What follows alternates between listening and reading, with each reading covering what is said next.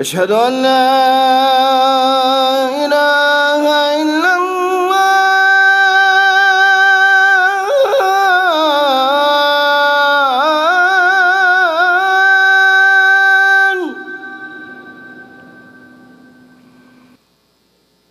أشهد أن محمد رسول الله.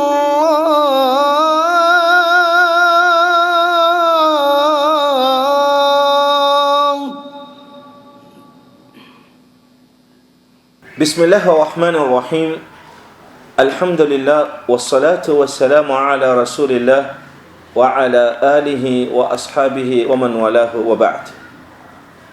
Ripino naman nudidini Allahu Jalla wa Ala iyanao Hanatanteraka ni Fifehezana mbava mandita ni ity volana Ramadan.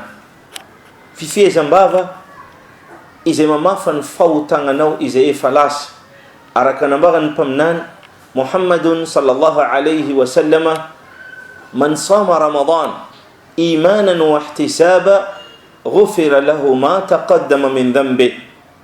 Izay olona mifehy ny fifehezana amin'ny volana Ramadan amin'ny iman, amin'ny finoana feno ani Allahu Jalla wa Ala, ary amin'ny hafalian amin'ny fagnatanterana izany fifehezana izany, ary amin'ny fahatokisana amin'ny fampanantenana rehetra napetraka ni Allahu Jalla wa Ala, fafainy Allah ny fahotana anazy rehetra izay efa lasa. Fifehezam-bava izay natokana Allah amin'ireo fanompoana rehetra izay ataotsika amin'ny fiaignatsika, araka ny teniny Allah amin'ny al-hadith al-qudsi, kullu amali ibni adama lahu illa as-sawm fa innahu li wa ana ajibi.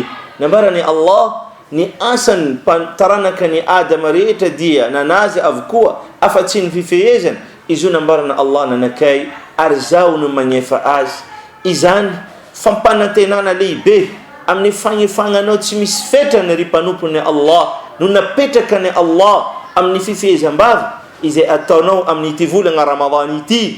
Eritrereto manakory ny abeny izany, manakory ny hatsarany izany, ary manakory hamaroany izany. Tsy ho tratranao amin'ny eritreritra mihitsy satria Allah no agnefa anao amin'ny izany. Donc no izany matokia amin'izany fampanantenana satria Allah dia tsy mivadika amin'ny toky izay efa nomeny. Ary ny fifehezam-bava dia nambarany mpaminany junna, izany hoe fiaro, miaro anao izy amin'ny fahotany, amin'ny aratsiany, amin'ny teny vetaveta, ary miaro anao ihany koa izy any ankoatra amin'ny famaizana amin'ny afobe, amin'ny famaizana amin'ny afobe. Ny olona anankiray izay mifehy vava, igny fifehezana anazy igny dia miaro azy amin'ny afobe.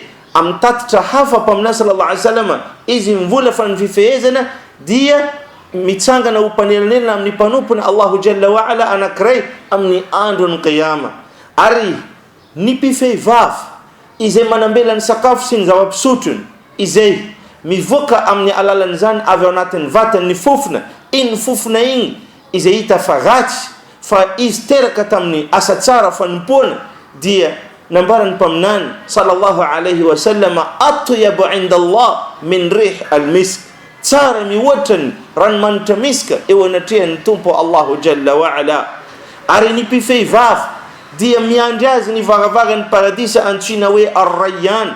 Nambarany mpaminany sallallahu alayhi wa sallam, fa iray amin'ny varavarany paradisa antsoina hoe ar-rayyan izay natokany Allah ho an'ny mpifehy vava teto antany. Rehefa tonga amin'ny andro fara dia lazaina manao hoe aiza nareo izay nifehy vava, dia iny zareo mitsangana kamitra amin'ny varavarana io izay antsoina hoe ar-rayyan. Rehefa tafitra izy ireo dia migadra izany varavarana izany. Izany fampanantenana napetraka ny Allah ho an'ny ireo mpifehy vava teto ambony ity tany ity.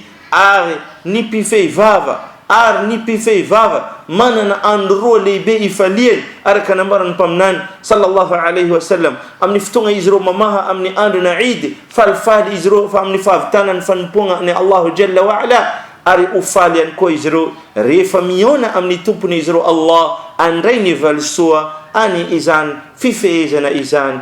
Kavaliuni baikuni Allah, ripanompuni Allah, aritazominy didiny Allah, ry mpanompon'ny Allah mba azoanao ny hasavagna amin'ny Allah ka mifeheza rala ary mifeheza ry anabavy. Hadha wa jazakum Allahu khaira. Wassalamu alaikum wa rahmatullahi wa barakatuh.